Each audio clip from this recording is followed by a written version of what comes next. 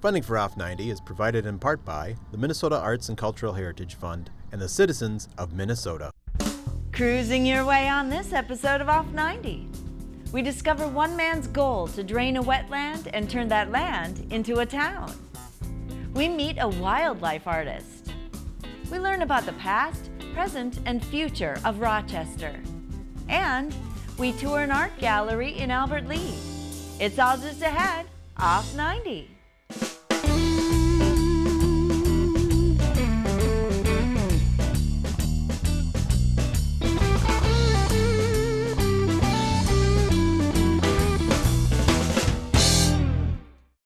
Hi, I'm Barbara Keith. Thanks for joining me on this episode of Off 90.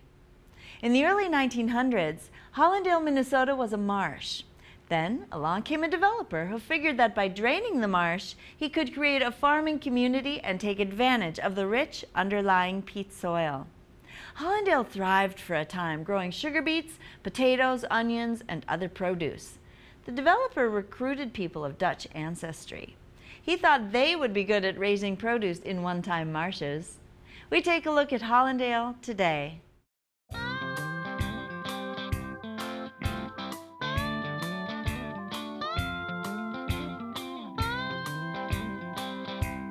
Hollandale is a little community between Albert Lea and Austin. It originally was a swamp, and they drained it and made it into a cropland and vegetable growing area for the Dutch. Hollandale started in 1918. A fellow by the name of Payne Investment Company, who was a land developer.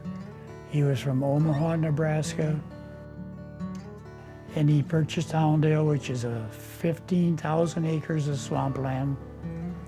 He had some engineers come in and look it over very careful and decided that it would be a good drainage project because it was peat ground. After it was drained, they could plant celery, carrots, potatoes, or you name it. To drain a big marsh of 15,000 acres, it takes a large drag line to make an open ditch. They dug the ditch all the way from Austin, and they drained it with the smaller machines. The machine was a Buckeye road building drainage machine, 76 ton. It had a building on top of it where the crew would eat and sleep, and this machine ran 24 hours a day, 7 days a week. My father came from Holland in 1909 as a young man. They came to Hollandale in the 20s, and we ended up having 11 in our family. So I was born right here in Hollandale.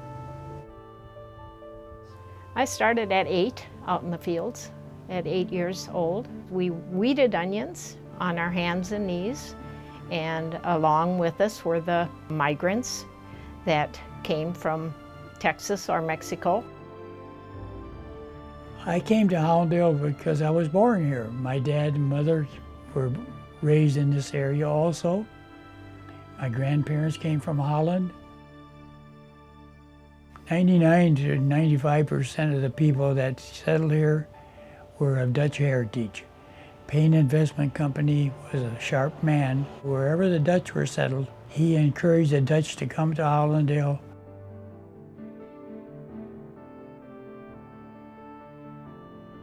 There was what they call a bungalow by Geneva Lake, which is just west of town here. If you wanted to buy land, you come to Hollandale to the bungalow, and he would wine and dine you there. And the next day, he'd take you out early in the morning on a little ride in this touring car, 1926 touring car, show you the land as being developed, and you could just choose what you wanted to buy. And most people bought 20-acre plots because a 20-acre plot could support a family. We decided we needed the railroad come to town because they had to use trucks to ship their potatoes. In fact, they granted 2 permits, one with the Rock Island from Clark's Grove and one from south of Hollandale, which was the Milwaukee. And the governor was there, and people by the hundreds came.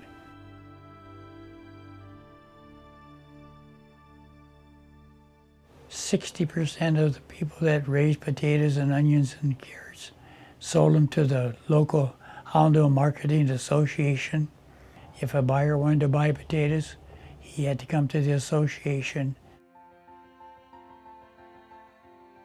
I was the youngest of 11 children. Some of the older ones were out of the home. My mother had one helper in the house, and the rest of us went out to the fields at 7 in the morning till 6 at night. And we stayed there unless it was 100 in the shade or raining. We had a good education. Well, my husband started his own drainage business when he was 17. My dad decided he wanted a little area drained. So finally I decided, well, I'll go down to Pella, Iowa and buy a little tiling machine and tile it out for my dad. And then the neighbors came over and they wanted to do some drainage. So for 50 years I've been draining for the neighbors. My mother was here in 1926 and a big storm came through, like 5 inches of rain. When you get a 5-inch rain in this area, we literally can't handle that. So therefore the water sits on top of the soil and drowns out the crop. And that has happened probably 5-6 times in my lifetime. That was the beginning of the end of some of the farmers. Some of the farmers decided that they wanted to sell their product without going through the association. And so the association slowly faded out. And pretty soon with the floods, had 2 to 3 years of flooding and then low prices and no demand for the potatoes from foreign markets like Chicago, they finally sold out. We are now growing corn and soybeans in some of these areas.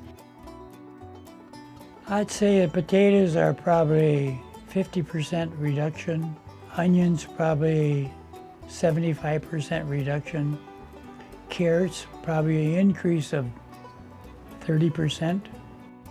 Some of the peat ground has deteriorated and has dropped 3 to 4 feet. Some of that land is being reversed back to marshes. The DNR is buying it and we're flooding it again. So part of me is sad to see that, but on the other hand, we've had a good life, and here in Hollandale, I've loved it. It's a great place to grow up and great place to raise a family.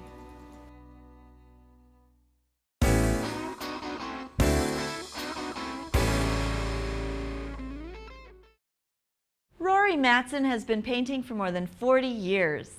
His favorite subject is nature. How convenient that he can just look out his kitchen window and spot eagles, wild turkeys, herons, and songbirds for inspiration. He is a classic watercolorist in the English style. He takes his time and loves creating every last detail. Join us as we visit his studio in Albert Lea.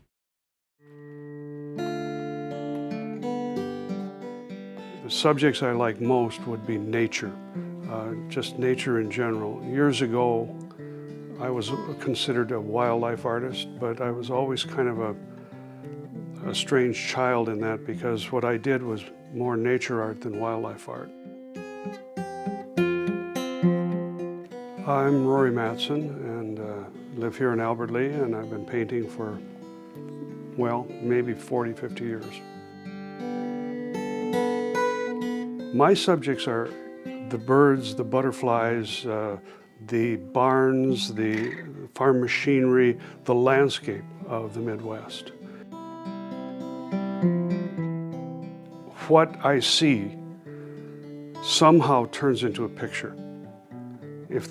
I know it sounds kind of zen or strange, but an example is an egret. I saw an egret on the pond out back here, and he was scratching himself, and that turned into a picture. Plus, my wife is amazing at finding things that I need to, well, she thinks I need to paint. And boy, half the time she's right. We have nature out the back door, out the front door, out the side doors. I paint classic watercolor the majority of the time. The classic English style. I use very few opaques, and when I do use opaques, it's because I have no other option. I like detail. I'm happiest when I have a number 2, number 1 pointed brush in my hand and I can do spinals or spirals on feathers and things like that. I just enjoy detail.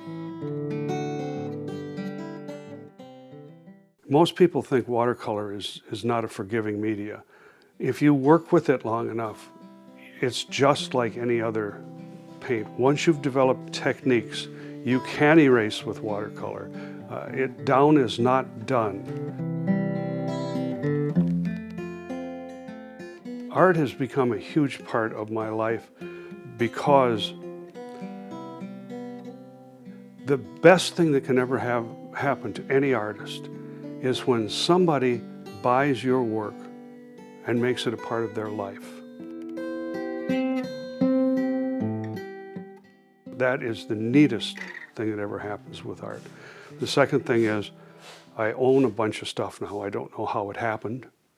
I just woke up one morning and I had huge piles of art material and displays and a trailer and this and that and the other thing.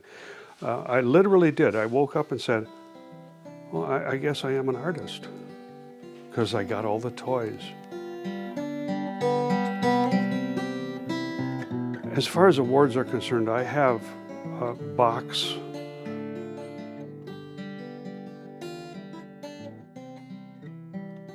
Most meaningful probably, let's see, I've got an award at the Heritage in the Twin Cities for Best New Artist. I've got an award in the Kansas City National, the big national show.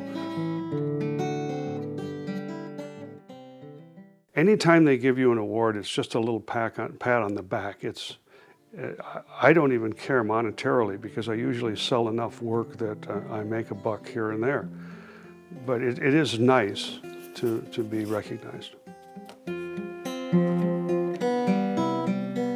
I have a picture in my mind when I begin, and it's already painted in my head. For me, art is a very individual thing. I think it's important. I think it's important because it talks to people's souls. I don't believe anybody buys art because they need it. They buy art because they love it or they want it. I'm never totally satisfied with any painting I do. And I learned a long time ago that I never finish a painting, I stop. I'm so addicted to detail that I'll start adding detail where it's not needed. What is neat to me is when I stop at the right place.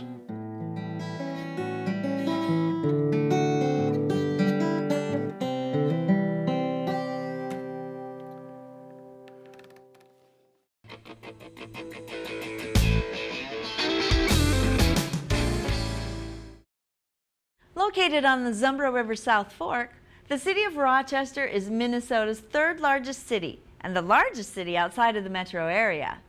It's home to the Mayo Clinic, one of the largest and most well-known medical facilities in the country. We did a little exploring in Rochester to find out its history, how it's doing now, and to learn about its future. Welcome aboard, folks. My name is Nick. I'll be your driver, conductor, narrator, and guide today on the Rochester City and Mayo Historical Trolley Tour. So kick back, relax, and enjoy the ride.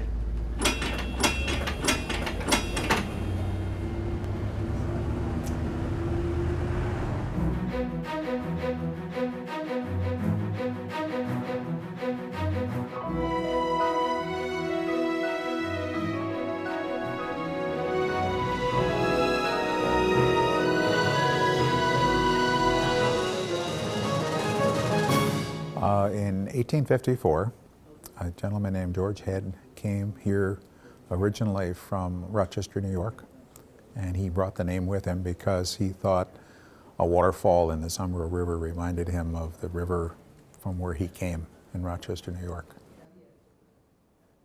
Dr. William Worrell Mayo came to Rochester in 1863 as an examining physician for the Union Army. Then, over the years, his two sons joined him in his medical practice, Will Mayo and Dr. Charlie Mayo. Their story really started to heat up in 1883 when a tornado devastated most of North Rochester, and there was a call from the community for more medical services. The father, with his two sons, asked the Sisters of St. Francis to help take care of the wounded. And coming out of that, the Mother Superior decided or thought Rochester should have a hospital. But the father really didn't think Rochester was big enough for a hospital. Typically because back then when you went to a hospital, it was to die. You were either sick enough when you went in that you died, or you got an infection in the hospital and died from the infection. But rather than just tell her to go away, he said if she could raise $40,000, he and his sons would staff the hospital. And lo and behold, by 1889, actually shortly before that, she raised the $40,000 and they opened St. Mary's Hospital. Straight ahead is the St. Mary's campus. The building there with the bell tower, that's the Francis building. That stands on the site of the original 1889 building. It replaced it, was the second St. Mary's building in the early 1900s. So fairly soon they had outgrown, the original building. Rochester's grown in spurts. I mean, it was growing steadily, but not as rapidly as the 1950s when IBM moved here. Eventually, IBM got to be over 7,000 employees. So in the 50s, IBM goosed the population quite a bit. I ask people if they can think of the four industries in Rochester, and of course, the one they always miss is agriculture. Agriculture is still huge in Rochester, and it was even bigger in the beginning. Medical is a second one. IBM is probably a third, but that's more generalized technology now. They're getting into medical technology, the clinic is. And then the fourth one is hospitality. We've got something like 6,500 hotel rooms for a city of 100,000. That's a pretty incredible ratio. But that's because 250,000 patients come through Rochester every year. Kaler Grand Hotel on our right here is on the National Register of Historic Buildings. That went up in the 1920s.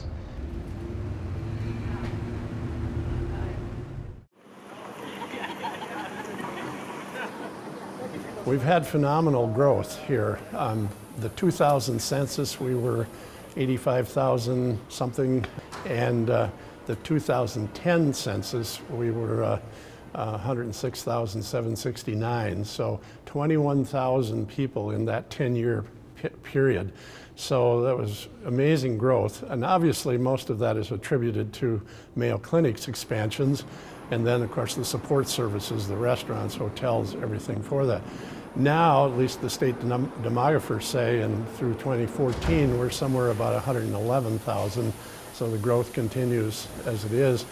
And of course, the projections now with the Destination Medical Center is that we could experience in the next 20 years even more phenomenal growth. We could potentially double the size of this city. So it's a challenge. But at the same time, I said, I think there's probably 98% of the cities in America wish they had this kind of a challenge, because it's an opportunity that we're excited about, very excited to be able to do that. It's estimated that there are over 2.5 million visitors to Rochester each year. And one last interesting statistic is the number of Mayo employees. Here in Rochester, it's well over 32,000 now, just working in Rochester. It's over 60,000 altogether statewide, which makes Mayo the single largest private employer, not just in Rochester, but in the state of Minnesota.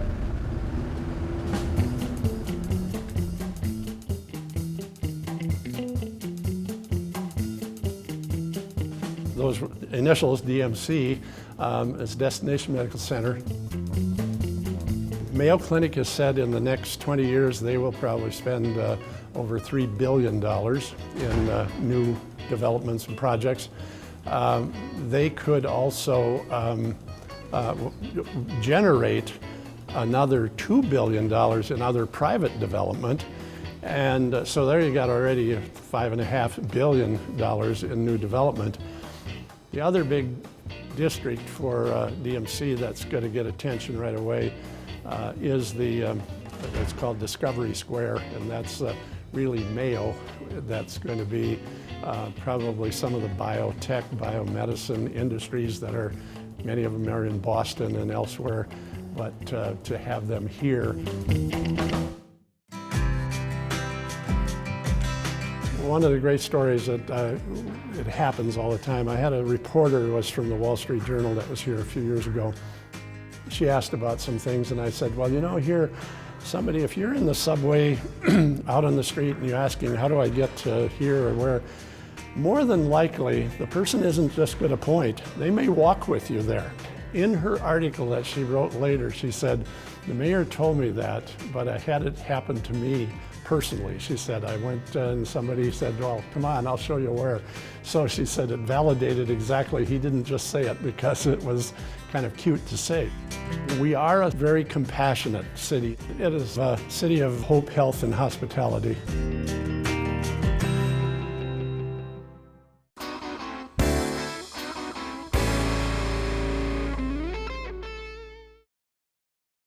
The Art Center in Albert Lea wanted to reach out to people who don't consider themselves artists, but who were involved with the Art Center, to have an opportunity to present their favorite pieces of art. Exhibitors displayed various objects, including paintings, sculptures, and photographs that not only were aesthetically pleasing, but also held a deep meaning to their owners. The proprietors of the Albert Lea Art Center feel that their space is not just for artists, it's for everybody.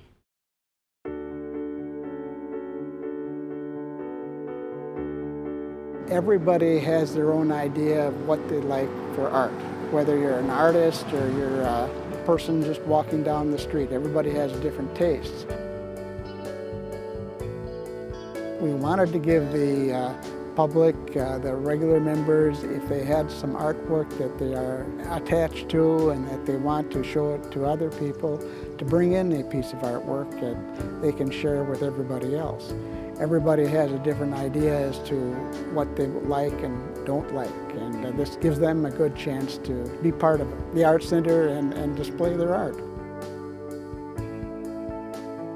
The gallery show is called These Are a Few of My Favorite Things. I brought The Gibson Girl. It's a painting that was painted in 1907. It was painted by my mother's father's sister. She was obviously taken by the Gibson Girl, and the Gibson Girl was an icon of the time. People looked up to the Gibson Girl. She was a woman who had aristocracy, but she also had confidence, and she was an active person, and her hallmarks were her flowing hair. So it's got some history to it, and it's got some art history to it, and it's all part of in the family art.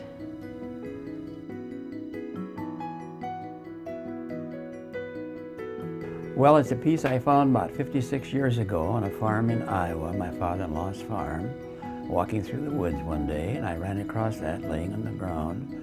And to me, it was kind of a unique piece.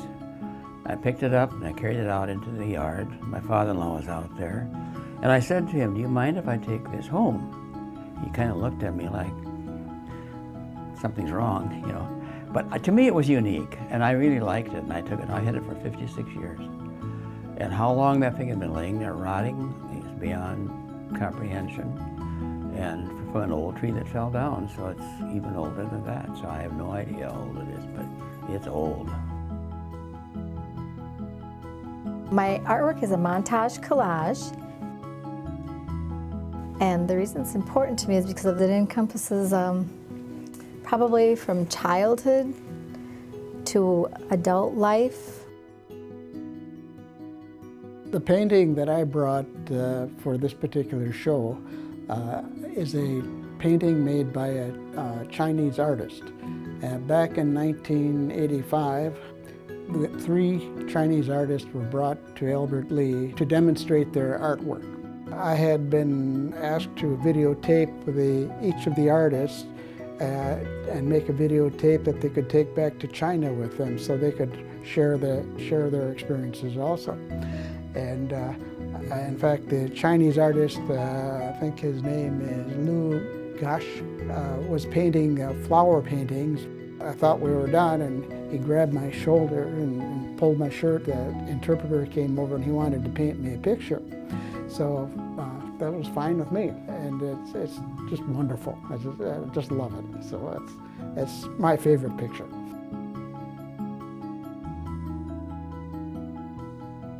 It's been real interesting because there's some big surprises that we've found out. It's really kind of fun to look at and see what the story is behind the painting.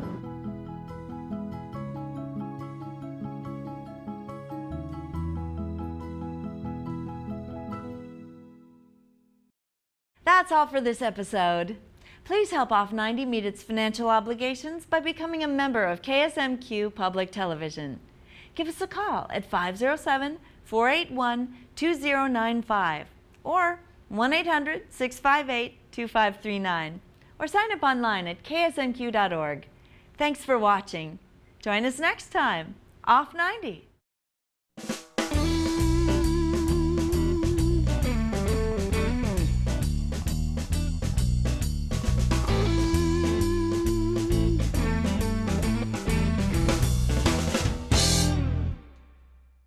Funding for Off 90 is provided in part by the Minnesota Arts and Cultural Heritage Fund and the citizens of Minnesota.